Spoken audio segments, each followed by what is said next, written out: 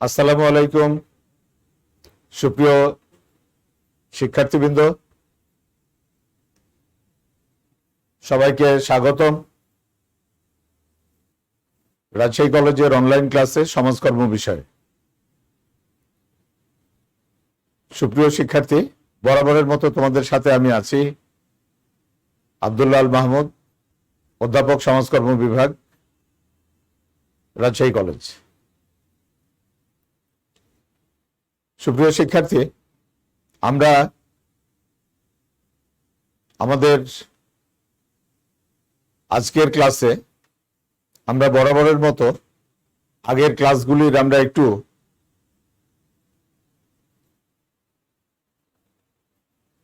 আগের আলোচনাগুলো একটু মনে করে নিব। সেই হিসাবে আমাদের গত ক্লাসগুলোর বিষয় যদি আমরা দেখি, তাহলে সেখানে আমরা চলে আসি যে এর আগের ক্লাসে আমরা যেগুলো করেছি, সমাজকর্মের ধারণা, এটা আমাদের প্রথম ক্লাসে আমরা করেছিলাম, তোমরা একটু মনে করতে পারো। অর্থাৎ অক্টোবর মাসের 6 তারিখে যে আমরা ক্লাসটি করেছি, সেই ক্লাসে কিন্তু সমাজকর্মের ধারণা বা সংজ্ঞা সম্পর্কে আলোচনা করেছিলাম। তারপরে আমরা চলে আসি 11 তারিখে, 11 অক্টোবর আমরা যে ক্লাসটি করেছি, সেখানে সমাজকর্মের অনুশীলনের লক্ষ্য এবং উদ্দেশ্য। এরপরের ক্লাস 13 তারিখে, 13 অক্টোবর আমরা করেছিলাম সমাজকর্মের বৈশিষ্ট্য, আর 22 তারিখে আমরা করেছিলাম সমাজকর্মের পরিধি, তাই না? তাহলে আমরা এই ক্লাসগুলোকে আবার একটু দেখি আমাদের এগুলো কতটা কি মনে হচ্ছে। আশা করি আমরা মনে করতে পারলে আমরা সামনের দিকে এগিয়ে যেতে পারব। সুপ্রিয় শিক্ষার্থী, আমরা যদি আমাদের ক্লাসগুলোতে প্রথম ধারণার ক্লাসে আমরা যেটা বলেছিলাম, সংজ্ঞা সম্পর্কে বলেছিলাম যে সমাজকর্ম হচ্ছে সামাজিক বিজ্ঞানের একটি নবীনতম শাখা, যে কারণে তোমরা যখন স্কুলে পড়েছো, তোমরা সমাজ বিজ্ঞান বা সামাজিক বিজ্ঞানের নাম শুনেছো, কিন্তু সমাজকর্ম এরকম একটি বিষয়ের নাম শোনো নাই। সাথে সাথে আরেকটি বিষয় আসছে কি, সেটি হচ্ছে সমাজকর্ম শুধু একটি সামাজিক বিজ্ঞানের শাখা নয়, এটি কিন্তু একটি অনুশীলনের বিষয়, অর্থাৎ এটা প্র্যাকটিস করা যায়। সেই হিসাবে আমরা যদি সমাজকর্মের ধারণাতে চলে আসি, যে বলা হচ্ছে যে এটি এমন একটি সামাজিক বিজ্ঞান বা সাহায্যকারী পেশা, যা মানুষকে তার নিজের অথবা তার দলের অথবা তার সমষ্টির এদের বিভিন্ন সমস্যা সমাধান করার জন্য কিছু পদ্ধতি মাফিক বা পদ্ধতি ভিত্তিক এগিয়ে যাওয়া, আর মানুষকে এমনভাবে সাহায্য করে যাতে করে সে নিজেই নিজের সমস্যা সমাধান করতে সক্ষম হয় এবং সে বা তার দল বা তার সমষ্টি একটা সন্তোষজনক জীবন মানে পৌঁছতে পারে। আমরা কিন্তু সব সময় মানুষ কি করে, মানুষের আশা বা প্রত্যাশার তো শেষ নাই, কিন্তু মানুষ সবসময় চায় একটা উত্তম বা একটা সন্তোষজনক জীবনমান বা বেটার লাইফ লিড করতে। আর এই বেটার লাইফ লিড করানোটাই হচ্ছে সমাজকর্মের অন্যতম লক্ষ্য বা উদ্দেশ্য। আর এই জন্য করে কি, যে সমস্যাগুলোকে যখন সমাধান করা যায় এবং সেটা কিভাবে, বিজ্ঞান ভিত্তিক ভাবে বা পদ্ধতিগত ভাবে, তারপরে কি করে মানুষকে সক্ষম করে তোলে যাতে করে সে সেই তার সন্তোষজনক জীবন মানে পৌঁছতে পারে। এটি হলো সমাজকর্মের আমরা ধারণা সম্পর্কে বলেছি। তোমরা যদি বই দেখো, বিভিন্ন মনীষীরা সমাজকর্ম সম্পর্কে বিভিন্ন সংজ্ঞা বা ধারণা দিয়েছে। আমরা যেহেতু আমাদের রিক্যাপ সেশন, আমরা এই জন্য সেই সংজ্ঞাগুলোতে যাচ্ছি না। এর পরের ক্লাসে আমরা বলেছিলাম এটা অনুশীলনের কি উদ্দেশ্য ছিল। আমরা খুব সংক্ষেপে যদি অনুশীলনের উদ্দেশ্যগুলো দেখে নিই, তোমরা আগের ক্লাসগুলো মনে করলেই কিন্তু করতে পারবে। সেটা হচ্ছে সকল মানুষের সামগ্রিক কল্যাণ, মানুষের অর্থনৈতিক, সামাজিক, সাংস্কৃতিক এবং মনস্তাত্ত্বিক, তার সাথে সাথে কিন্তু দৈহিক বিষয়টাও চলে আসে। এই সকল বিষয়ে কল্যাণ করা। কেন? দ্বিতীয় নাম্বারে আমরা যেটা বলছি, তোমরা একটু খেয়াল করে দেখো সুপ্রিয় শিক্ষার্থী, সামাজিক ভূমিকা পালনের ক্ষমতার উন্নয়ন। সামগ্রিক কল্যাণ করা যায় এই জন্য যেন আমরা প্রত্যেকে সামাজিক ভূমিকাটা যথার্থভাবে পালন করতে পারি। কি বলছি? তৃতীয়তে, ব্যক্তি এবং পরিবেশের মধ্যে কি করা? সামঞ্জস্য বিধান বা অ্যাডজাস্টমেন্ট করা। যখন যে সিচুয়েশন, তখন সেই সিচুয়েশনে বা সেই পরিস্থিতিটা কি করা? সামঞ্জস্য বিধান করা বা অ্যাডজাস্টমেন্ট করা। এই যে তোমাদের এতদিন কিন্তু অনেকগুলো ক্লাস হয়ে যেত, বা আমাদের আগের নিয়ম অনুযায়ী প্রায় ফার্স্ট টার্ম পরীক্ষার কাছাকাছি চলে আসতে, কিন্তু প্যান্ডেমিক সিচুয়েশনে আমরা কি করছি? অনলাইন ক্লাসে আছি, তাই না? এই যে অনলাইন ক্লাসের সাথে কিন্তু অলরেডি তোমরা কি করেছো? অ্যাডজাস্টমেন্ট করে নিয়েছো। হয়তো এর আগের ক্লাসটি তোমার ছিল, হয়তো আজকে প্রথম ক্লাসটি তোমার ছিল না, বা প্রথম ক্লাসটি ছিল, দ্বিতীয় ক্লাসটি ছিল না, তারপরে এই ক্লাসটিতে এসছো। এই যে দেখো, বাড়িতে বসে তুমি তোমার কলেজের এনভায়রনমেন্টে বা কলেজের টিচারদের লেকচার শুনতে পাচ্ছ। এটার সাথে কি তুমি অ্যাডজাস্টমেন্ট করে নিচ্ছ। তুমি তোমার একটি ডিভাইস কিনেছো, সেটি অ্যান্ড্রয়েড ফোন হোক অথবা তোমার ল্যাপটপ হোক, তুমি ইন্টারনেটের সংযোগ নিয়েছো। এই যে হয়তো তোমার এই প্যান্ডেমিক সিচুয়েশনের আগে তোমার অ্যান্ড্রয়েড ফোন ছিল না, তোমার ছিল না, ইন্টারনেট সংযোগ ছিল না তোমার বাড়িতে, কিন্তু এখন সেটি করতে হয়েছে। তাহলে এই যে তুমি ব্যক্তি, তুমি কি করছো? পরিবেশের সাথে বা পরিস্থিতির সাথে তুমি একটা সামঞ্জস্য বিধান বা অ্যাডজাস্টমেন্ট করে নিচ্ছ। এরপর আমরা বলছি সুপ্ত প্রতিভার বিকাশ সাধন। সুপ্ত প্রতিভার বিকাশ সাধন সমাজকর্মের লক্ষ্য উদ্দেশ্য কেন? প্রত্যেকটা মানুষের মধ্যে একটা চেপে রাখা একটা ক্ষমতা আছে, সেটাকে যদি একটু পলিশ করা যায় বা একটু যদি সেটাকে শার্প করা যায়, তাহলে সেটা খুব কি হবে? তার যে প্রতিভাটা, সেই প্রতিভাটা বিকশিত হবে। এরপর বলা হচ্ছে পরিকল্পিত গঠনমূলক পরিবর্তন। সমাজ যেহেতু একটা গতিশীল সত্তা, একটা জীবন্ত সত্তা, এর পরিবর্তন অবধারিত, পরিবর্তন হবে। তাইলে সেই পরিবর্তনটা যেন পরিকল্পিত হয় এবং গঠনমূলক হয়, তবেই তো সেটা মানুষের কল্যাণে বা মানুষের উপকারে আসবে। এটি সমাজকর্মের একটি লক্ষ্য উদ্দেশ্য। তারপরে বলা হচ্ছে বাঞ্ছিত আর্থসামাজিক পরিবেশ সৃষ্টি। আমরা কোন ধরনের আর্থসামাজিক অবস্থা চাই? বাঞ্ছিত, যেটি আমার সমাজের জন্য উপযুক্ত বা উপযোগী। যদি তোমাদের ক্ষেত্রে বলা যায়, শিক্ষার্থী হিসাবে তোমরা লেখাপড়া করার জন্য একটা খুব সুন্দর পরিবেশ প্রত্যাশা করো, যেখানে হইচই, তারপরে কি বলা যায়, কোলাহল, এগুলো থাকবে না। একটা স্মুথ পরিবেশে তুমি লেখাপড়া করতে পারবে। তোমার লেখাপড়ার সাথে আনুষঙ্গিক যে বিষয়গুলো, তোমার শিক্ষা উপকরণ যেগুলো, আগে তো তোমার বই, খাতা, কলম ইত্যাদি ছিল তোমার শিক্ষা উপকরণ। এখন তোমার শিক্ষা উপকরণ কি চলে এসছে? এখন তোমার শিক্ষা উপকরণের মধ্যে কিন্তু একটি অ্যান্ড্রয়েড ফোন বা একটি ল্যাপটপ, একটি ইলেকট্রনিক ডিভাইস কিন্তু তোমার সেই কিসের মধ্যে এসছে? তোমার বর্তমান শিক্ষা পরিবেশের মধ্যে চলে এসছে। তাহলে এই যে আর্থসামাজিক পরিবেশ, আর্থসামাজিক বলতে কিন্তু এখানে অর্থনৈতিক এবং সামাজিক, তোমার যে শিক্ষা উপকরণের আমরা কথা বলছি, তোমার ল্যাপটপের কথা বলো অথবা অ্যান্ড্রয়েড ফোনের কথা বলো অথবা নেটের কথা বলো, এই জন্য তোমার কিন্তু একটা সামাজিক পরিবেশ এবং অর্থনৈতিক পরিবেশ থাকতে হবে। এগুলো কিন্তু একটু টাকা লাগবে। তাহলে এরকম একটি সামাজিক অর্থনৈতিক পরিবেশ। এখনকার যে সিচুয়েশন, অনেক ক্ষেত্রে তুমি নেট না কিনতে পারলে কিন্তু তুমি পড়ার সাথে এগিয়ে যেতে পারবে না। তাহলে তোমার সেই রকম একটি অর্থনৈতিক অবস্থা বা অর্থনৈতিক একটা স্থিতিশীলতা থাকার দরকার আছে। এরপর বলা হচ্ছে সমস্যা সমাধানের সক্ষমতা অর্জন।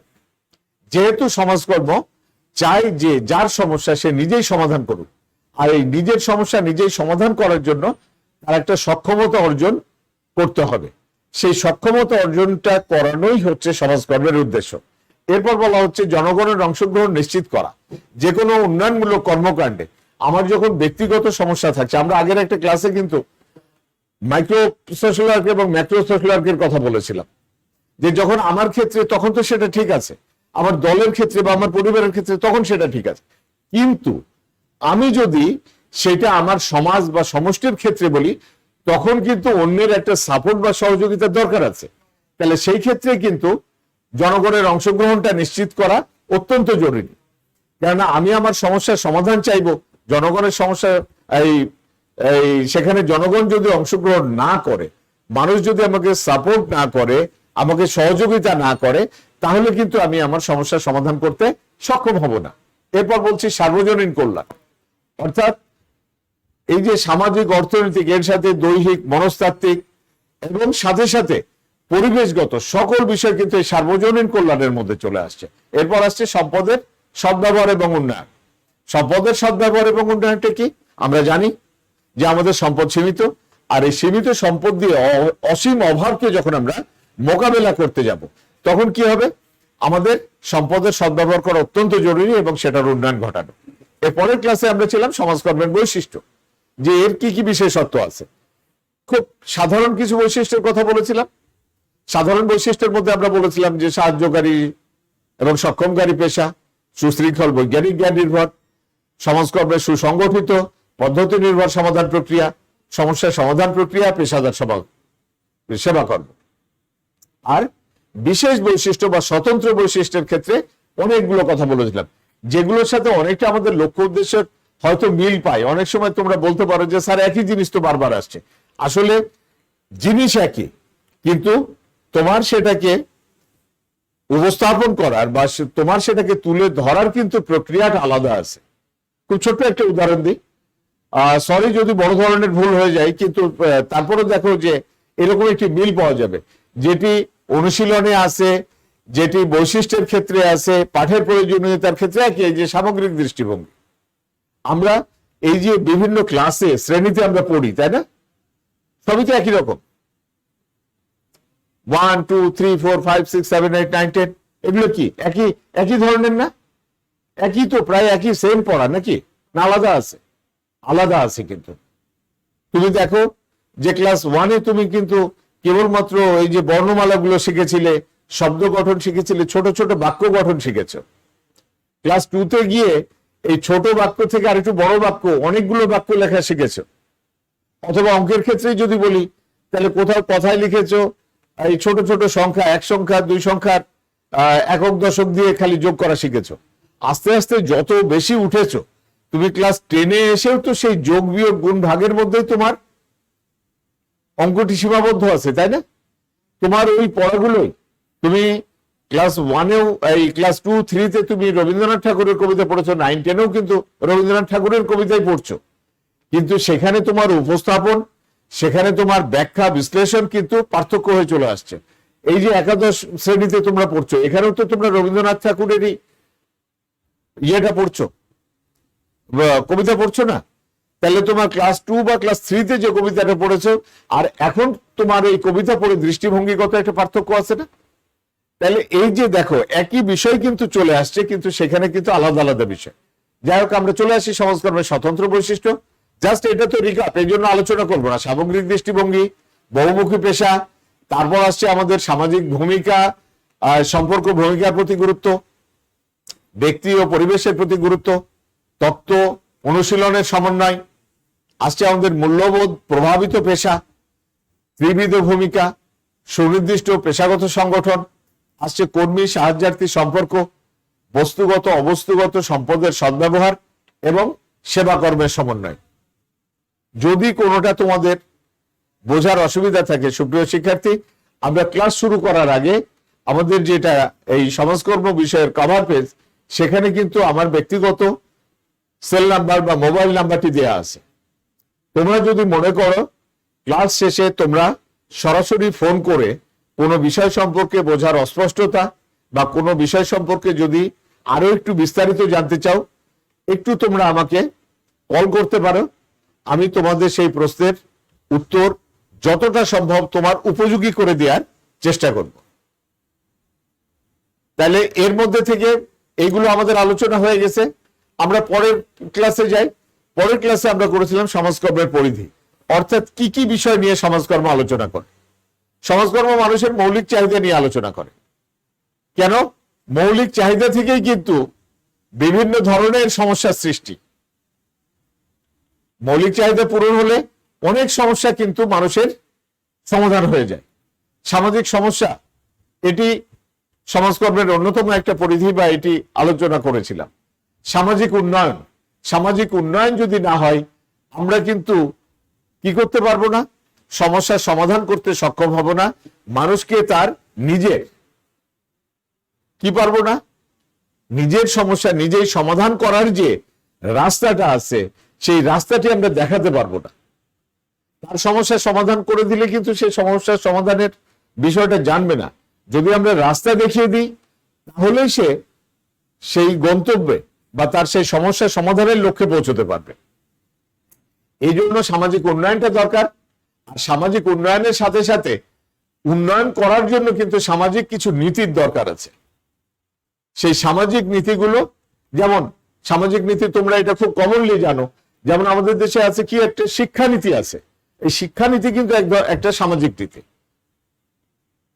তাহলে শিক্ষানীতি থাকার ফলেই কিন্তু আমরা এত লেখাপড়া শিখছি। লেখাপড়ার জন্য আমাদের সেরকম সুযোগ সুবিধা করে দেওয়া হচ্ছে। তোমরা ক্লাস 1 থেকে ক্লাস 9 পর্যন্ত প্রতি বছর একেবারে 1 জানুয়ারি হাতে নতুন বই পেয়েছো, সেটা কিন্তু শিক্ষানীতির মধ্যে আছে যে দেশের ছেলে মেয়েরা যারা লেখাপড়া করবে তাদেরকে এই বই ফ্যাসিলিটিটা দেওয়া হবে। আবার কোনো কোনো ক্ষেত্রে সাধারণ বৃত্তি তো চালু আছে, তার সাথে সাথে আবার কি আছে, উপবৃত্তিও চালু আছে আরো বেশি উৎসাহিত করার জন্য। সেই বিষয় সবগুলো কিন্তু আছে কোথায়, সামাজিক নীতির মধ্যে নির্দেশিত আছে বা সামাজিক নীতির মধ্যে আছে। সামাজিক নীতি এক অর্থে হচ্ছে রাষ্ট্রীয় নীতি, সমাজ সংক্রান্ত এবং সমাজের মানুষের কল্যাণ সংক্রান্ত যে নীতিগুলো, এটাকেই মূলত বলা হয় সামাজিক নীতি। এরপরে সমাজকর্মের পরিধির দিক আছে ধর্মীয় মূল্যবোধ। কেন ধর্মীয় মূল্যবোধের দরকার হচ্ছে? কেননা সমাজকর্মের সৃষ্টি হচ্ছে মানুষের মানবতাবোধ এবং মানুষের ধর্মীয় চেতনা বা ধর্মীয় মূল্যবোধ কেন্দ্রিক। কেননা প্রত্যেকটা ধর্ম আমাদেরকে কি বলেছে, প্রত্যেকটা ধর্ম কিন্তু পারস্পরিক সহনশীলতা, মানুষের অসহায় দুস্থ মানুষকে সেবা, মানুষের বিভিন্ন ধরনের উন্নয়ন, এই সবগুলো কথা কিন্তু এই ধর্মীয় মূল্যবোধের মধ্যে আছে। অতএব বিভিন্ন ধর্মের ধর্মীয় মূল্যবোধ, সমাজ, আবার ধর্মীয় মূল্যবোধের উপরে ভিত্তি করে কিন্তু বিভিন্ন সমাজ দর্শনের উৎপত্তি। এই সকল বিষয়গুলো সমাজকর্মের আলোচ্য বিষয়। এরপর আমরা বলছি যে সমাজ, সভ্যতা এবং সংস্কৃতি। সমাজকর্মে যদি কাজ করতে যাই, সমাজকর্মীরা যখন কাজ করবে বা সমাজকর্ম পাঠ করতে গেলে আমার কিসের সম্পর্কে, সমাজ সম্পর্কে কিন্তু একটা গভীর বা একটা ব্যাপক ধারণা থাকতে হবে। ব্যাপক বা বিস্তৃত ধারণা না থাকলে সমাজ নিয়ে আমি সেই কাজটি বা যে কেউ করতে পারবে না। আর এই কাজটি করার জন্য কি দরকার, সমাজ সম্পর্কে যেমন জ্ঞানের দরকার, ঠিক একইভাবে দরকার হচ্ছে সভ্যতা সম্পর্কে আর সাংস্কৃতিক সম্পর্কে। তাইলে সমাজ, সভ্যতা এবং সংস্কৃতি এইগুলো কিন্তু সমাজকর্মের পরিধির অন্তর্ভুক্ত।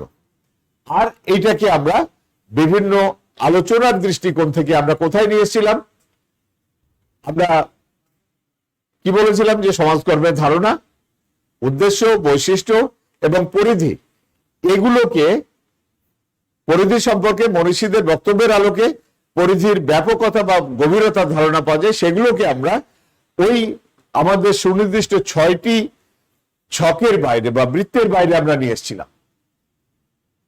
যখন আমরা বলছি সমাজকর্মের ইতিহাস ও দর্শন, সমাজকর্মের ইতিহাস দর্শন পড়তে গেলে কিন্তু আমাদেরকে কি করতে হচ্ছে, সুপ্রিয় শিক্ষার্থী তোমরা এখানে লক্ষ্য করো, সমাজকর্মের ইতিহাস দর্শন জানার জন্য কিন্তু আমাদের সমাজ এবং সভ্যতা সম্পর্কে জানতে হচ্ছে। এই জন্য আমরা বলেছিলাম যে সমাজকর্মের পরিধিভুক্ত বিষয়। আবার আমরা চলে যাই পেশাদার অপেশাদার সমাজকর্ম। এই পেশাদার অপেশাদার সমাজকর্ম কিন্তু আমরা কোথায় পাচ্ছি, যখন ধর্মীয় মূল্যবোধের ক্ষেত্রে যাচ্ছি। ধর্মীয় মূল্যবোধের কিন্তু অপেশাদার সমাজ, মানে যে বিষয়গুলো আছে এগুলো কিন্তু অপেশাদার সমাজকর্ম। তারপরে আমরা চলে আসি আর্থসামাজিক উন্নয়ন। আর্থসামাজিক উন্নয়নের কথা বললেই কিন্তু আমাদের এই সামাজিক নীতি এবং সামাজিক উন্নয়নের কথা চলে আসে। সামাজিক উন্নয়ন নীতির উপর ভিত্তি করেই কিন্তু সামাজিক উন্নয়নগুলো ঘটে থাকে। আর সামাজিক উন্নয়ন ঘটাতে গিয়ে কি হয়, আমাদের মৌলিক চাহিদা পূরণ, সামাজিক সমস্যার সমাধান, এই বিষয়গুলো আনার জন্য আমাদের আর্থসামাজিক উন্নয়নের সাথে আমরা ওখানে মিল পাচ্ছি। এরপর বলছি সামাজিক নীতি ও পরিকল্পনা। আবারও সেই আমাদের আগের স্লাইডে যদি আমরা যাই, সামাজিক নীতি পরিকল্পনার বিষয়টি কিন্তু এই সামাজিক উন্নয়নের সাথে, এই সামাজিক উন্নয়ন এবং সামাজিক নীতির সাথে ওতপ্রোতভাবে জড়িত। তোমরা ইতিমধ্যে যারা বই কিনেছো, তোমরা যদি একটু 6 বা 7 নম্বর অধ্যায় দেখো, এই সামাজিক উন্নয়ন বিষয়টি যেমন এসছে, আমাদের সামাজিক নীতি বিষয়টিও কিন্তু সেভাবে এসছে। তাইলে আমরা যে এই সামাজিক নীতি পরিকল্পনার কথা বলছি, আমরা ওখানে পাচ্ছি। এরপর বিভিন্ন সমাজ কল্যাণ কর্মসূচি সমাজকর্মের পরিধিভুক্ত। এই বিষয়ে এই যে সমাজ কল্যাণ কর্মসূচিগুলো কেন দরকার হচ্ছে, সমাজ কল্যাণ কর্মসূচিগুলো দরকার হচ্ছে মানুষের মৌলিক চাহিদা পূরণ করার জন্য এবং সামাজিক সমস্যাগুলো সমাধান করার জন্য। কি কি সমাজ কল্যাণ কর্মসূচি নিলে সামাজিক সমস্যাগুলো সমাধান করা সম্ভব হবে, কোত্থেকে এসে আমরা মৌলিক চাহিদাগুলো মানুষের মেটাতে পারবো, এইগুলোর উপরেই কিন্তু মূলত নির্ভর করছে এই বিভিন্ন ধরনের সমাজ কল্যাণ কর্মসূচি। এরপর আমরা আসছি সামাজিক সমস্যার প্রতিকার ও প্রতিরোধ। সমাজ থাকলে সেখানে সমস্যা হবে, এবং এই জন্য আমাদের ব্যাপক এবং বিস্তৃত জ্ঞান লাগবে কিন্তু সামাজিক সমস্যা থেকে। কি কি ধরনের সমস্যা হয়, সামাজিক সমস্যা কি, সামাজিক ব্যাধি কি, কিভাবে সামাজিক সমস্যা নিরসন করা যায়, একটা সমস্যা থেকে আরো অন্যান্য সমস্যা কিভাবে সৃষ্টি হয়, এই সকল বিষয় কিন্তু এখান থেকে আমরা জানতে পারি। তাহলে এটিও আমাদের পরিধিভুক্ত বিষয় হচ্ছে। তারপর আমরা যদি বলি সমাজ সংস্কার সামাজিক আইন, এই সমাজ সংস্কার সামাজিক আইন এগুলির সাথে যে বিষয়টি সম্পর্কিত সেটি আমাদের আগের স্লাইডে আবারও যদি যাই, এই সমাজ সভ্যতা সংস্কৃতি, সামাজিক উন্নয়ন, সামাজিক নীতি, এই সকল বিষয়গুলি আমাদের কিন্তু চলে আসে। এরপর আমরা বলছি সমাজকর্মের শাখাসমূহ। সমাজকর্মের শাখাসমূহ, যখন আমরা সমাজকর্মের ইতিহাস দর্শনের কথা বলি, এখান থেকেই কিন্তু সমাজকর্মের শাখাসমূহ এসছে। কেন এসছে বা কিভাবে এসছে, যত দিন যাচ্ছে মানুষের জীবনযাত্রা বা জীবন ব্যবস্থা তত কিন্তু জটিল বা কঠিন হয়ে যাচ্ছে। এই জটিল বা কঠিন হওয়ার কারণে কিন্তু তখনই কিন্তু মানুষের জ্ঞানের নতুন নতুন শাখার উদ্ভব হচ্ছে। যদি আমরা সেভাবে বলি, তাহলে তোমাদের এই যে প্যান্ডেমিক সিচুয়েশনে আমরা যে ক্লাস নিচ্ছি, আমরা 1 বছর আগেও কিন্তু আমরা এটি কল্পনা করি নাই যে এইভাবে আমাদেরকে অন ক্যামেরা বা লাইভ আকারে আমরা তোমাদের সাথে এইভাবে ক্লাস করতে পারবো। এতদিনের যে তোমরা যেরকম তোমাদের ক্লাস 1 থেকে 10 পর্যন্ত তোমাদের যে একটা গতানুগতিক বা ট্র্যাডিশনাল একটা ধারণা, কি ধারণা, যে ক্লাসে বসবো, স্যার আসবেন, স্যার ওখান থেকে সামনে থেকে স্যার বা ম্যাম লেকচার দিবেন, বোর্ড ইউজ করবেন, আমরা ক্লাস করব। কিন্তু এই যে তোমাদেরকে না দেখে বা তোমাদেরকে সামনে না পেয়ে সত্যিকার অর্থে আমরা এই ক্লাস নিতে এতটাই অভ্যস্ত হয়ে গেছি, এখনো কিন্তু আমাদের মনে হয় যে আমার সামনে আমার ক্লাসের 50, 60 বা 100 জনের কথা বলে আমার সকল শিক্ষার্থী আমার শ্রেণীতে উপস্থিত আছে, শুধু তাদের কথাটি আমি শুনতে পাচ্ছি না। অবশ্যই হ্যাঁ, তোমাদের কথা আমরা শুনি বা শুনতে পাই। তোমাদের যে কমেন্টগুলো থাকে আমাদের ক্লাসের উপরে, এই কমেন্টগুলো কিন্তু অত্যন্ত জরুরি এবং সেই অনুযায়ী আমরা এগোনোর চেষ্টা করি। যাই হোক, তাইলে এই যে সমাজকর্মের শাখার যে কথাটি আমরা বলছিলাম, যখন এক একটা নতুন নতুন সিচুয়েশন এসছে তখন কিন্তু সমাজকর্মের এরকম নতুন নতুন শাখার সৃষ্টি হয়েছে। তাহলে মৌলিক চাহিদা, মানুষের মৌলিক চাহিদা, আমরা আগের স্লাইডে আবারও যদি ফিরে যাই, মানুষের মৌলিক চাহিদা এবং সামাজিক সমস্যা, এগুলোর সমন্বয় এবং সামাজিক উন্নয়ন আর সামাজিক নীতি, এগুলোর সমন্বয় করে কিন্তু মূলত কি হচ্ছে, আমাদের সমাজকর্মের নতুন নতুন শাখার সৃষ্টি হচ্ছে বা উদ্ভব হচ্ছে। এরপর আসছে আমরা সমাজকর্মের পদ্ধতি, যেটা একান্তই সমাজকর্মের নিজস্ব জিনিস, বা যে পদ্ধতির উপরে আমরা লক্ষ্য উদ্দেশ্যের ক্ষেত্রেও দেখেছি বা পরিধির ক্ষেত্রেও আমরা বলছি যে সমাজকর্মের পদ্ধতি, এটা কিন্তু সমাজকর্মের আওতাভুক্ত বিষয় বা পদ্ধতি সম্পর্কে গভীর জ্ঞান না থাকলে কিন্তু সামাজিক সমস্যার সমাধান করা সম্ভব হবে না। এরপর আমরা আসছি সামাজিক গবেষণাতে। কেননা সমাজকর্ম যেহেতু একটা অনুশীলনের বিষয়, এটি শুধু তত্ত্ব নির্ভর বিষয় না। এই জন্য এই অনুশীলনের বিষয় হওয়ার কারণে কি করতে হচ্ছে, গবেষণা করে দেখা হয় বা গবেষণা করে দেখা যায় যে কাজটি কতটি ভালো হচ্ছে বা কতটি সঠিক হচ্ছে বা কতটি যথার্থ হচ্ছে। যদি ভালো বা যথার্থ হয় তখন সেটার উপরে ভিত্তি করেই কর্মসূচিগুলো এগোতে থাকে। আবার যদি দেখা যায় যে কাজটি খুব একটি মানে পজিটিভ ফলাফল বা ইতিবাচক ফলাফল আনছে না, তখন কিন্তু কাজের তখন আবার পরিবর্তন করা হয়। সর্বশেষ বলা হচ্ছে যে সমাজকর্মের পরিধির মধ্যে সামগ্রিক কল্যাণ যত ধরনের, এই যে মানুষের অর্থনৈতিক, সামাজিক, মনোদৈহিক, মনস্তাত্ত্বিক সব কিছুর মধ্যে চলে আসে। এরপর আমরা আসি আজকের আলোচনা। আজকের আলোচনাতে আমরা দেখতে পাচ্ছি কি, আজকের আলোচনাতে আছে আমাদের সমাজকর্মের গুরুত্ব। সুপ্রিয় শিক্ষার্থী, আমরা যদি সমাজকর্মের গুরুত্ব সম্পর্কে বলতে যাই, তাহলে কি বলতে হচ্ছে যে মানব জীবনের বিভিন্ন সমস্যা দিন দিন বেড়ে চলেছে। শিল্পায়ন, নগরায়ন এবং বিশ্বায়নের ফলে কি হচ্ছে, সমাজ জীবন জটিল থেকে জটিলতর হয়ে যাচ্ছে। আমরা যে বর্তমানে প্যান্ডামিকের মধ্যে বা মহামারীর মধ্যে পড়েছি, এটাই তো এই যে সমাজ জীবন জটিল থেকে জটিলতর অবস্থার মধ্যে গেছে না। যখন লকডাউন দেয়া হলো বা বিশ্বের যে সকল দেশে লকডাউন দেয়া হচ্ছে, মানুষের অর্থনীতি, মানুষের ব্যবসা বাণিজ্য, মানুষের দৈনন্দিন জীবন দারুণভাবে কিন্তু বাধাগ্রস্ত হচ্ছে বা ব্যাহত হচ্ছে। এই যে দারুণভাবে বাধাগ্রস্ত বা ব্যাহত হচ্ছে, এটাই কিন্তু মানুষের জীবনটা জটিল থেকে জটিলতর অবস্থার মধ্যে আবর্তিত হচ্ছে। তাই সমস্যা নিরসনের জন্য বিজ্ঞান ভিত্তিক সমাধান প্রক্রিয়া অপরিহার্য। সমস্যা নিরসনের জন্য যখন এই যে বিজ্ঞান ভিত্তিক সমাধান আসবে, আর এই বিজ্ঞান ভিত্তিক সমাধান করার জন্যই মূলত সৃষ্টি হচ্ছে সমাজকর্মের। আমরা ওটাই বলছি যে আধুনিক সমাজের জটিল আর্থসামাজিক সমস্যার বিজ্ঞানসম্মত সমস্যা সমাধানের লক্ষ্যে আধুনিক সমাজকর্মের অভ্যুদয় বা সৃষ্টি। সমাজকর্ম একটি সাহায্যকারী পেশা। কতকগুলো বিশেষ জ্ঞান ভিত্তিক পদ্ধতির সাহায্যে এটি মানুষকে সহায়তা করে, আর সহায়তা করে সমাজের প্রতিটি স্তরের মানুষকে। যেখান থেকে সমাজকর্ম কি করে, মানুষের সুপ্ত প্রতিভার বিকাশ সাধন করে মানুষকে তার ব্যক্তিক, তার পারিবারিক, মনস্তাত্ত্বিক, সামাজিক, অর্থনৈতিক এবং রাজনৈতিক দর্শনের সকল স্তরে বিচরণ করে। কেননা যদি আমরা মনস্তাত্ত্বিক ধরি, সামাজিক ধরি, অর্থনৈতিক ধরি এবং রাজনৈতিক ধরি, তাহলে কি সমাজের কোনো দিক আর আবার বাইরে থাকছে? সাথে তো আমিও থাকছি, আমার পরিবার বা দল। যেমন এইখানে পরিবার বলতে যে শুধুমাত্র মা বাবা ভাই বোন স্বামী স্ত্রী তা কিন্তু না। আমি এই যে কলেজে, এটি তো আমার একটি পরিবার, যেটি আমরা বলি যে আমাদের রাজশাহী কলেজ পরিবার। আমার শিক্ষার্থী, তোমরাও তো আমার পরিবারের সদস্য।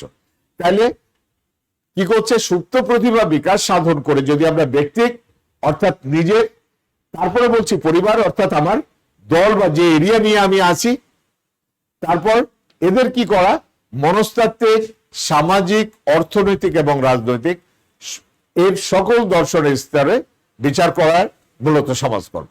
তাই সমাজকর্মের গুরুত্ব। এরপর বলা হচ্ছে কি, যে সমাজকর্ম যেসব সমস্যা নিয়ন্ত্রণে কাজ করে সেগুলোর মধ্যে কি চলে আসছে আমরা দেখি, যে সমাজকর্ম কি করছে, বহুমুখী সেবামূলক কার্যক্রমের মধ্যে সমাজ এবং সমাজের মানুষের উন্নয়নে সমাজকর্ম প্রতিশ্রুতিবদ্ধ বা এটি তার অন্যতম লক্ষ্য। আধুনিক সমাজকর্ম কি করে, জটিল সমস্যা বলে নিয়ন্ত্রণ, তার সাথে সাথে এটি সমাধান এবং উন্নয়নে সমাজকর্মের জ্ঞান এবং দক্ষতা কি কি ক্ষেত্রে গুরুত্বপূর্ণ ভূমিকা পালন করে সেটি আমরা দেখি। কি কি ক্ষেত্রে গুরুত্বপূর্ণ ভূমিকা পালন করে? সমাজ সম্পর্কে জ্ঞান অর্জন করতে। সমাজ সম্পর্কে যদি জ্ঞান না থাকে বা সমাজ সম্পর্কে জ্ঞান অর্জন করার জন্য কিন্তু বাস্তবমুখী তত্ত্বীয় জ্ঞান শুধু না, অর্থাৎ তত্ত্বের কথা বলবো বাস্তবের কথা মিল পাবো না তা কিন্তু না। এই সমাজের বাস্তব ভিত্তিক জ্ঞান অর্জনের জন্য সমাজকর্মের গুরুত্ব রয়েছে।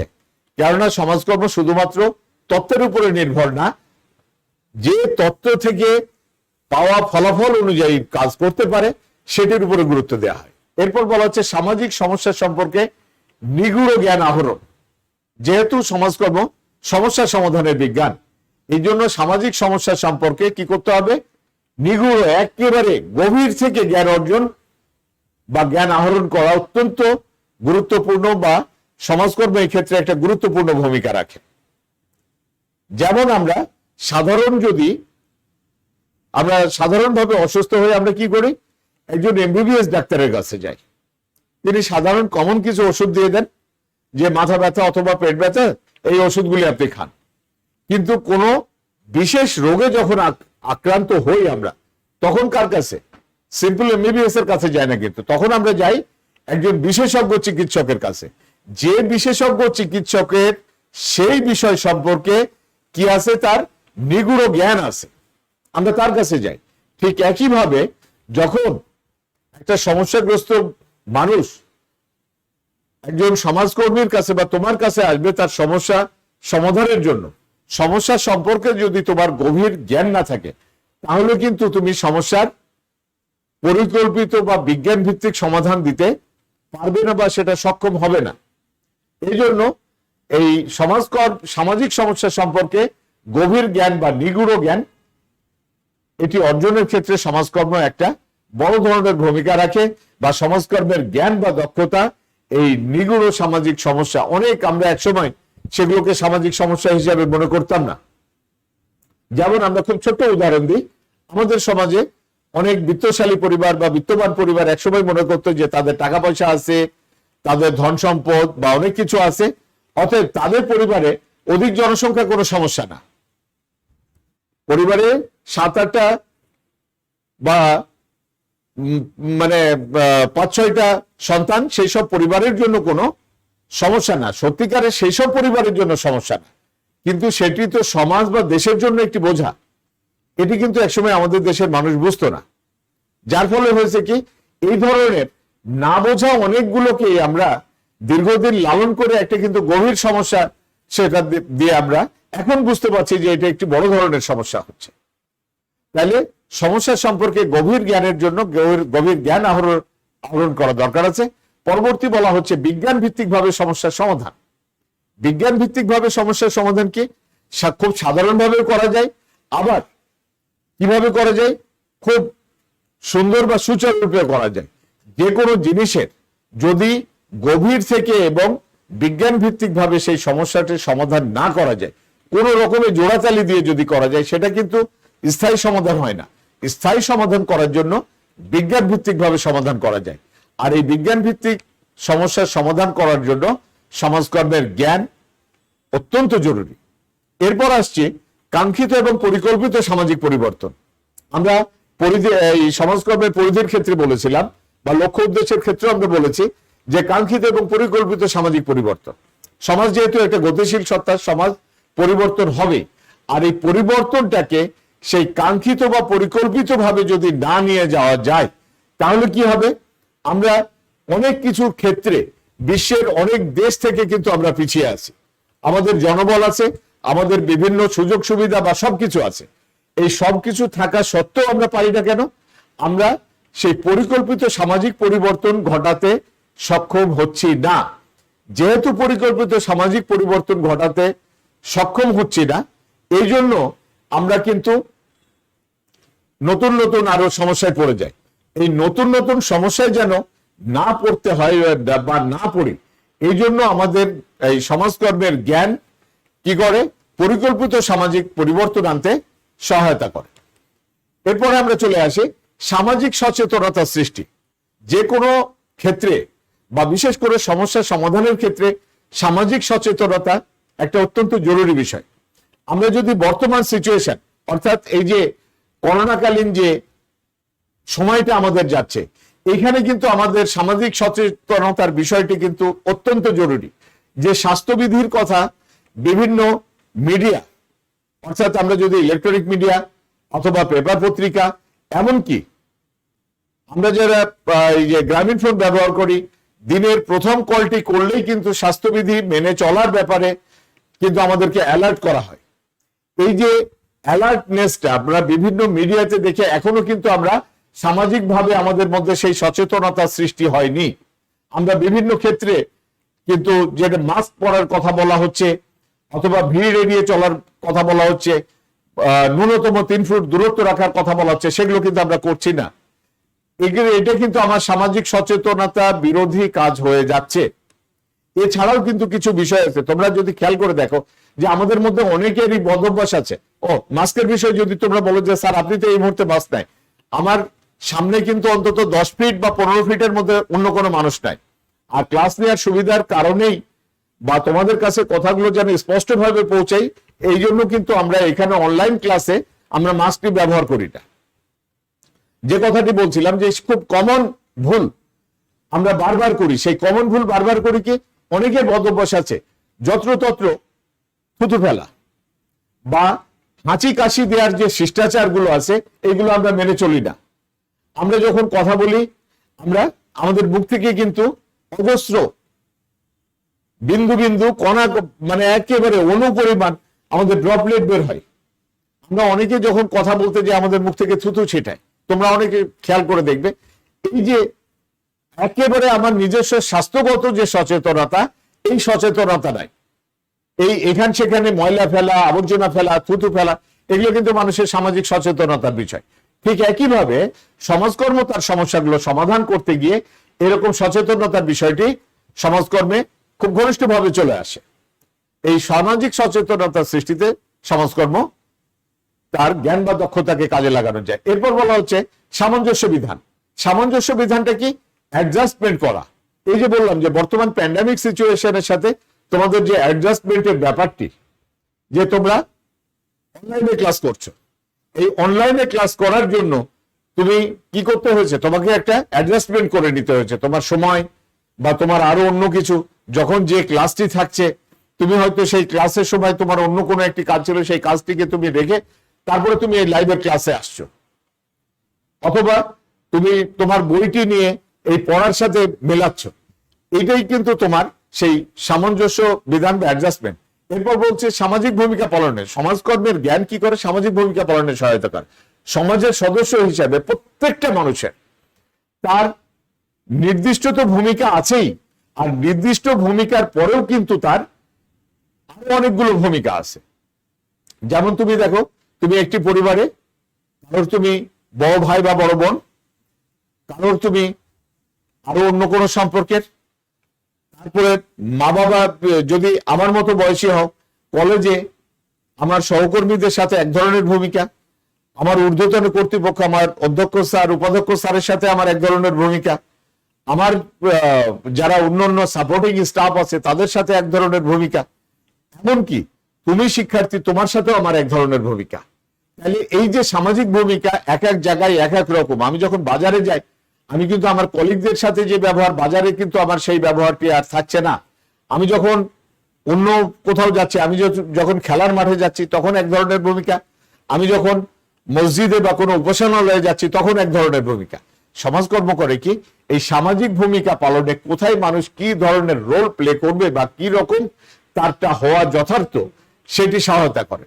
এরপর আমরা বলছি কি সম্পদের যথার্থ ব্যবহার এবং সমন্বয় সাধন করা। সম্পদের যথার্থ ব্যবহার এবং সমন্বয় সাধনের বিষয়টি কি আসছে? আমরা এর আগেও বললাম, লক্ষ্য এই পরিধির ক্ষেত্রে আমরা বলছিলাম, তাই না, যে আমাদের সীমিত সম্পদ এবং অসীম অভাব, এই সীমিত সম্পদের যথার্থ ব্যবহার এবং সমন্বয় সাধন করার জ্ঞান আমরা সমাজকর্মের জ্ঞান থেকে পেয়ে থাকি। এরপর বলা হচ্ছে মানব সম্পদের উন্নয়ন। প্রত্যেকটা মানুষ তার দেশের জন্য একটা অত্যন্ত মূল্যবান সম্পদ, আর এই অত্যন্ত মূল্যবান সম্পদকে যদি যথার্থভাবে গড়ে তোলা না যায় তাহলে সে কিন্তু মানব সম্পদে রূপান্তরিত হতে পারে না। আর এই মানব সম্পদ শুধু রূপান্তরিত করলে হবে না, মানব সম্পদে রূপান্তর করা এবং মানব সম্পদের উন্নয়ন ঘটানো, এই দুটোর কিন্তু একটা মেলবন্ধন বা একটা সমন্বয় থাকতে হবে। সমাজকর্মের জ্ঞান সেই মেলবন্ধন বা সেই সেতু বন্ধনটি তৈরি করে দেয়। এরপর আমরা আসি আর্থসামাজিক উন্নয়ন। অর্থনৈতিক এবং সামাজিকভাবে কেবলমাত্র অর্থনৈতিক উন্নতি থাকলেই কিন্তু হবে না, বা কেবলমাত্র সামাজিক উন্নয়নই বা উন্নতি থাকলে হবে না। একই সাথে সামাজিক এবং অর্থনৈতিক দুটো উন্নয়নই থাকা জরুরি, যে কারণে আমরা বলছি আর্থসামাজিক উন্নয়ন। আর্থসামাজিক উন্নয়ন ঘটানোর ক্ষেত্রে সমাজকর্ম একটি বড় ধরনের ভূমিকা পালন করে, বা সমাজকর্মের জ্ঞানে আর্থসামাজিক উন্নয়নে, যেহেতু এটা একটি সমন্বয় ধর্মী বিজ্ঞান এবং সকল প্রকার সমস্যার সমাধান করা, সমস্যার সমাধান করতে গেলে একাধারে কি আছে? অর্থনৈতিক বিষয়ে আছে, আবার সামাজিক বিষয়ে আছে। আমরা যদি খুব সিম্পল ভাবে শিক্ষা গ্রহণের কথা বলি, তাহলে শিক্ষার সাথে কিন্তু অর্থনীতির ব্যাপারটা জড়িত আছে। তোমার বই কিনা, ভর্তি হওয়া, টিউশন ফি দেওয়া, অথবা যারা যারা যেসব বিষয়ে প্রাইভেট টিউটরের কাছে পড়ে সেখানে টিউশন ফি দেওয়া, এই বিষয়ে অর্থনৈতিক দিক আছে। আবার সামাজিক দিকটা কি আছে, যে তোমার পরিবার বা তুমি যে পরিবেশে অবস্থান করো, সেই পরিবার বা পরিবেশ তোমাকে সেই সাপোর্টটি না দিলে কিন্তু, বা সেই সামাজিক পরিকাঠামো না পেলে তুমি কিন্তু লেখাপড়াতে আসবে না। তোমার মতো বয়সে এরকম বাংলাদেশে হাজার না লক্ষ লক্ষ কিশোর বা তরুণ তারা কিন্তু লেখাপড়া থেকে বঞ্চিত হয়ে আছে। তোমার থেকে আরো কম বয়সী তারা বিভিন্ন জায়গায় শিশু শ্রমের সাথে নিয়োজিত আছে। তোমার ক্ষেত্রে কি হয়েছে, তুমি অর্থনৈতিক সেই সাপোর্টটি পেয়েছো, সাথে সাথে কিন্তু সেই সামাজিক সাপোর্টটি পেয়েছো। এই দুইটি, অর্থাৎ অর্থনৈতিক এবং সামাজিক দুইটি সাপোর্টের ফলেই কিন্তু আজকে তুমি শিক্ষার্থী হতে পেরেছো।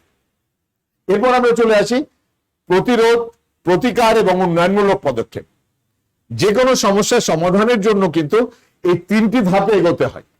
অর্থাৎ সমস্যা শুরু হওয়ার আগে যে কাজটি করা হয় সেটি কিন্তু প্রতিরোধ, সমস্যা হয়ে গেলে যেটি করা হয় সেটি প্রতিকার, আর যে কোনো ধরনের উন্নয়নমূলক পদক্ষেপ। আমরা যদি একটু নিজের কথা দিয়ে ভাবি, তাহলে কিন্তু আমাদের কাছে প্রতিরোধ, প্রতিকার এগুলো কিন্তু খুব ক্লিয়ার। দেখো, তুমি ছোটবেলায় মনে নাই, মনে না থাকার কথা, এটি কিন্তু আগের ক্লাসেও আমি বলেছিলাম এই প্রতিকার প্রতিরোধের উদাহরণ দিতে গিয়ে। তোমাকে কিন্তু 6টি টিকা দেয়া হয়েছে, বা তুমি নিজেও জানো, তোমার অনেকের হয়তো বাড়িতে সেই টিকার কার্ডটিও সংরক্ষণ করা হচ্ছে। তোমার হাম হওয়ার আগেই কিন্তু হামের টিকা দেয়া হয়েছে। ডিপথেরিয়াতে আক্রান্ত হওয়ার আগেই তোমাকে কিন্তু ডিপথেরিয়ার টিকা দেওয়া হয়েছে। এই যে তোমরা অনেকেই ছোটবেলায় স্কুলে কিন্তু ভিটামিন এ ক্যাপসুল খেয়েছো, তোমার অন্ধত্ব রোধ করার জন্য বা তোমার ভিটামিন এ ঘাটতি পূরণ করার জন্য। এই যে কোনো কিছু হয়ে যাওয়ার আগেই সেটার যে পদক্ষেপ গ্রহণ করা, সেটাই হচ্ছে কিন্তু প্রতিরোধ। আর কোনো কিছু হয়ে গেছে, যেমন তোমার জ্বর হয়েছে বা পেট ব্যথা হয়েছে বা মাথা ব্যথা হয়েছে, সেই ক্ষেত্রে যখন তুমি যেটি ওষুধ গ্রহণ করছো সেটি হচ্ছে তোমার প্রতিকার। যেমন আমার ঝাপসা দেখছি বা ঠিক মতো দেখতে পাচ্ছি না, এই জন্য এই যে এখন সব পরিষ্কার দেখা যাচ্ছে, এটি হলো প্রতিকার। সমস্যা হয়েছে আমার চোখে, চশমা পরে কিন্তু আমি প্রতিকার করতে পেরেছি। আর যদি আমরা আসি উন্নয়নমূলক পদক্ষেপ, তোমাদের মধ্যে যারা তোমরা খেলাধুলা করো বা নিয়মিত শরীর চর্চা বা ব্যায়াম করো, তারা কিন্তু অনেক অসুস্থতা থেকে বা তোমার ইমিউনিটি পাওয়ার বা রোগ প্রতিরোধ ক্ষমতা কিন্তু অনেকের থেকে ভালো। তোমার শরীরটা ভালো থাকছে, তোমার মেটাবলিজম সিস্টেম তোমার ভালো থাকছে, হ্যাঁ, তুমি যে কোনো কাজ খুব ভালোভাবে করতে পারছো। তাহলে এই যে তোমার শরীর চর্চা বা ব্যায়াম, এইটা কিন্তু তোমার প্রতিরোধেরও কাজ করছে না, প্রতিকারেও কাজ করছে না। এটি হচ্ছে তোমার জন্য উন্নয়নমূলক পদক্ষেপ। আর এই তিন ধারাতে, অর্থাৎ প্রতিরোধ, প্রতিকার এবং উন্নয়নমূলক পদক্ষেপে সমাজকর্ম জ্ঞান মানুষকে এগিয়ে নিয়ে যেতে সাহায্য করে। এরপর বলছি আমরা অবহেলিত শ্রেণীর স্বার্থ রক্ষা। অবহেলিত শ্রেণীর স্বার্থ রক্ষাটা কি? আমরা জানি যে সমাজে সবাই যে একই অবস্থানে বা একই সমতা, ন্যায় বিচারের কথা যতই আমরা বলি না কেন, সমাজে কিন্তু শ্রেণীবিন্যাস বা শ্রেণীবিভেদ বা শ্রেণী ভাগ কিন্তু থাকবে। এই যে একদল একটু উঁচুতে, একদল একটু নিচুতে, এই নিচু বা নিচে যারা পড়ে যাচ্ছে এদেরকে আমরা অবহেলিত শ্রেণী বলছি বা ঝুঁকিপূর্ণ জনগোষ্ঠী বলছি। এই অবহেলিত বা ঝুঁকিপূর্ণ জনগোষ্ঠী যারা, অবহেলিত মানে কিন্তু তাকে অবহেলা করা না, তাদেরকে একটু আলাদা করে দুস্থ মানে শ্রেণী আমরা বলতে পারি বা ঝুঁকিপূর্ণ বলতে পারি। এদের জন্য কি করা? শ্রেণীর স্বার্থ রক্ষা করা।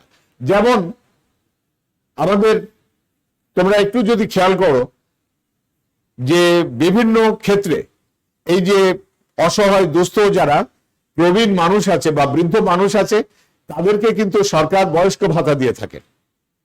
তারপরে যারা বিভিন্ন ধরনের কি আছে, প্রতিবন্ধী বা প্রতিবন্ধকতার শিকার যারা, তাদের জন্য কিন্তু কিছু ব্যবস্থা আছে। এই যে প্রতিবন্ধীদের জন্য বা বয়স্কদের জন্য এরকম যে যারা একটু দুস্থ বা যারা একটু অনগ্রসর বা পিছিয়ে পড়া, এই অনগ্রসর বা পিছিয়ে পড়া শ্রেণীর স্বার্থ রক্ষার জন্য সমাজকর্ম কাজ করে, বা যারা ঝুঁকিপূর্ণের মধ্যে পড়ে যাচ্ছে এরকম মানুষের শ্রেণীর স্বার্থ রক্ষার কাজ করার জন্য সমাজকর্মের জ্ঞান এখানে কাজে লাগছে। এরপরে বলা হচ্ছে স্থানীয় নেতৃত্বের বিকাশ। সমাজ তো শুধুমাত্র আমি এবং আমার নির্দিষ্ট গণ্ডি নিয়ে না, সমাজ বিশাল জিনিস নিয়ে। আর এই বিশাল জিনিসের মধ্যে যদি কি হয়, আমি সমাজের সেই বিশালতা থেকে যদি আমার নিজের সমাজ বা কমিউনিটি বা যেটাকে আমরা সমষ্টি বলি, সেই কমিউনিটিতে যদি আসি, সেখানে কিন্তু আমাদের যেহেতু অনেকের সমষ্টি, আমাদের একটা কিসের দরকার আছে? নেতৃত্বের দরকার আছে। কেননা পরিবারেও কিন্তু কেউ একজন নেতৃত্ব দিচ্ছে না। তোমার পরিবারে কে নেতৃত্ব দিচ্ছে? হয় বাবা দিচ্ছেন, অথবা বাবার অনুপস্থিতিতে কে দিচ্ছেন? মা দিচ্ছেন। মায়ের অনুপস্থিতিতে কে দিচ্ছেন? বড় ভাই থাকলে বড় ভাই বা বোন সে দিচ্ছে। আবার বাবা মা যে সবসময় নেতৃত্ব দিচ্ছেন তা না, যদি দাদা বেঁচে থাকেন, দাদাও তাহলে সেই নেতৃস্থানীয় ভূমিকায় আছেন বা তিনি হেড অফ দ্য ফ্যামিলি। ঠিক একইভাবে আমরা যদি আমাদের কলেজের ক্ষেত্রে দেখি যে এইখানে আমাদের নেতৃত্বে আছেন অধ্যক্ষ স্যার। আবার যদি বাংলাদেশের এরকম সকল কলেজগুলোর কথা বলি, তাহলে আমাদের ডিজি মহোদয়, বা শিক্ষা সংক্রান্ত সকল বিষয়ের ক্ষেত্রে প্রশাসনিক ক্ষেত্রে আছেন শিক্ষা সচিব মহোদয়। আবার শিক্ষা মানে পুরো ব্যাপারটাকে আবার সমন্বয় করা বা নেতৃত্ব দেওয়ার ক্ষেত্রে আছেন মাননীয় শিক্ষামন্ত্রী মহোদয়। আবার শিক্ষা এবং সকল বিষয়ে নেতৃত্ব দেওয়ার ক্ষেত্রে আছেন মাননীয় প্রধানমন্ত্রী, বা একেবারে সর্বোচ্চ পদে আছেন রাষ্ট্রপতি। কত দূর না, আমি একেবারে আভ্যন্তরীণ বা আমার নির্দিষ্ট গণ্ডির মধ্যে যে আমার সমাজটি বা যে সমষ্টিটি, সেই ক্ষেত্রে আমার কি হচ্ছে, সেই ক্ষেত্রে কিন্তু নেতৃত্বের বিকাশ ঘটানোর জন্য সমাজকর্মের জ্ঞান দরকার। কেন, যে নেতা হবে, নেতার কিন্তু বহুবিধ বা জ্ঞানের বিভিন্ন শাখায় তার বিস্তৃতি থাকতে হবে। বিভিন্ন শাখায় যেমন বিস্তৃতি থাকতে হবে, সেরকম ভাবে সে সকল বিষয়ে মানুষকে যেন সংগঠিত করে সামনের দিকে এগিয়ে নিয়ে যেতে পারে, এই বিষয়টি অত্যন্ত জরুরি। কেননা স্থানীয় পর্যায়ে সমস্যার সমাধান করার ক্ষেত্রে স্থানীয় নেতৃত্বের বিকাশটা সব থেকে গুরুত্বপূর্ণ। যদি বাইরে থেকে নেতৃত্ব আসে, সে এসে কিন্তু, যেমন হেড অফ দ্য ফ্যামিলি যদি তোমার বাবা হয়ে থাকে, তিনি যেভাবে পরিবারের ভালো মন্দ যতটা বুঝতে পারবেন, ঠিক অন্য পরিবার থেকে তোমার চাচা যদি হেড অফ দ্য ফ্যামিলি হয়ে আসেন, তিনি কিন্তু সেইভাবে সমাধান করতে পারবেন না। এই জন্য স্থানীয় পর্যায়ে এবং যেখানকার মানুষ, তাদেরকে দিয়ে সমস্যার সমাধান করা, এটি সমাজকর্মের জন্য এবং স্থানীয় নেতৃত্বের বিকাশের ক্ষেত্রে সমাজকর্মের জ্ঞান বা সমাজকর্মের গুরুত্ব আছে। সব শেষ আমরা বলছি পেশাদার সমাজকর্মীর সৃষ্টি। পেশাদার সমাজকর্মীর সৃষ্টি আমরা সব শেষে বলছি কেন? কারণটা হচ্ছে আমাদের দেশের প্রেক্ষাপটে কিন্তু সমাজকর্ম এখনো পেশাদারি মর্যাদা পায়নি বা পেশাদারিত্ব অর্জন করতে পারে নাই। যেহেতু পেশাদারি মর্যাদা পায়নি বা পেশাদারিত্ব অর্জন করতে পারে নাই, এই জন্য কিন্তু সমাজকর্মীর সৃষ্টিটা আমরা একেবারে শেষে এসে বলছি। বাংলাদেশের সমাজ কল্যাণ মন্ত্রণালয়ের অধীনে সমাজসেবা অধিদপ্তর বিভিন্ন ধরনের কিন্তু, এই যে আমরা মানব সম্পদ উন্নয়নের কথা যদি বলি, আমরা যদি আর্থসামাজিক উন্নয়ন, প্রতিকার প্রতিরোধমূলক পদক্ষেপ, অবহেলিত শ্রেণীর স্বার্থ, এই সকল ক্ষেত্রে, এমনকি স্থানীয় নেতৃত্বের বিকাশের ক্ষেত্রেও কিন্তু সমাজকর্ম বিভাগ, এই সমাজসেবা অধিদপ্তরের বিভিন্ন কাজগুলো হয়ে থাকে। তারপরেও কিন্তু সেই সব জায়গায় সমাজকর্মের উচ্চতর ডিগ্রিধারী ব্যক্তিরা শুধু আছে তা কিন্তু না, অন্যান্য বিষয়ের ব্যক্তিরাও আছে, বা যেভাবে সমাজকর্মের পেশাদারিত্ব অর্জনের কথা ছিল সেইভাবে সমাজকর্ম বিষয়টি পেশাদারিত্ব অর্জন করেনি। তারপরেও কিন্তু পেশাদার সমাজকর্মীর সৃষ্টির ক্ষেত্রে সমাজকর্মের জ্ঞান অত্যন্ত জরুরি। সুপ্রিয় শিক্ষার্থী, আমরা একেবারে আমাদের আজকের আলোচনা শেষে এসেছি। শেষে যে কথাটি আমরা বলছি যে আধুনিক সমাজের প্রতিটি ক্ষেত্রে সমাজকর্মের গুরুত্বের কথা অনস্বীকার্য। আমরা পরিধি দিয়ে বা আমাদের এই যে পাঠের প্রয়োজনীয়তা বা গুরুত্ব দিয়ে কিন্তু এই বিষয়টি আমাদের চলে আসলো। বলা হচ্ছে সমাজকর্ম শুধু সমস্যার কার্যকরী সমাধান বা সেবা প্রদানের ক্ষেত্রে সীমাবদ্ধ না, এটা হচ্ছে সবচেয়ে কল্যাণধর্মী সামাজিক বিজ্ঞান। যে কারণে সবচেয়ে কল্যাণধর্মী সামাজিক বিজ্ঞান হওয়ার কারণে এর গুরুত্ব এবং প্রয়োজনীয়তা প্রচুর বা অপরিসীম।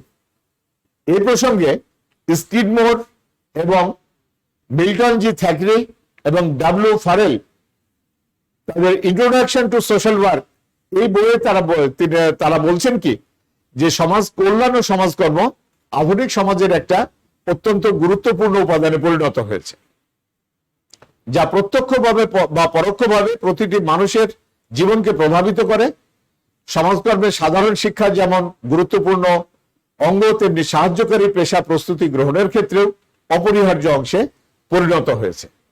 অর্থাৎ যারা সমাজকর্ম প্র্যাকটিস করবে, যেটা আমরা পূর্বেই বলছিলাম যে পেশাদার সমাজকর্মী, এই পেশাদার সমাজকর্মীদের জন্য যেমন প্রয়োজন, ঠিক একইভাবে সাধারণ শিক্ষার্থী যারা, তাদেরও কিন্তু ভবিষ্যতে সমস্যার সমাধানের ক্ষেত্রে সমাজকর্ম একটি গুরুত্বপূর্ণ ভূমিকা পালন করে। সুপ্রিয় শিক্ষার্থী, আশা করি আমাদের আজকের আলোচনা তোমাদের পাঠের সাথে অনেকটাই মিল হবে বা তোমরা সেটি পাবে। আমরা আলোচনা এখানে শেষ করতে যাচ্ছি। আমরা পরবর্তী ক্লাসে অর্থাৎ আগামী ক্লাসে আমাদের আলোচ্য বিষয় থাকবে সমাজকর্ম শিক্ষা কি এবং সমাজকর্ম শিক্ষার বিকাশ। এর সাথে সাথে দেখব আমরা যে আমাদের দেশে কিভাবে সমাজকর্ম শিক্ষা বিকশিত হয়েছে। ধন্যবাদ সবাইকে ধন্যবাদ জানিয়ে আজকের ক্লাস শেষ করছি। আল্লাহ হাফেজ।